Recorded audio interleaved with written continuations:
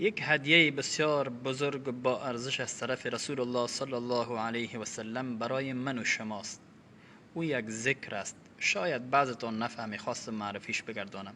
رسول گرامی، رسول مهربان، رسول دلسوز و غمخوار من و شما در حدیث صحیح فرمودن هر کسی که او ذکر 3 بار بعد از نماز صبح و 3 بار بعد از نماز شام بخواند، در یک حدیث فرمودن وجبت له الجنه، جنت برایش واجب میگردد.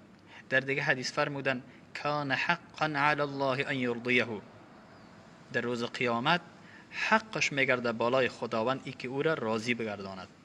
سبحان الله. او کدام ذکر است؟ رضیت بالله ربا و بالاسلام دینا و بمحمد صلی الله علیه و سلم نبیا.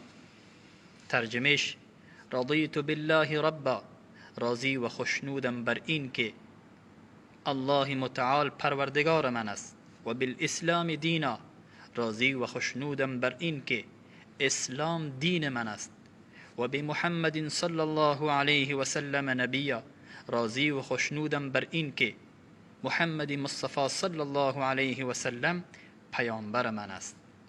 1 دقیقه وقت در بر نمیگیرد ولی پاداش بی نهایت بزرگ دارد. هم حفظ کنید، هم عملی کنید و هم این کلیپ به نشر برسانید. صدقه جاری است. السلام علیکم و رحمت الله.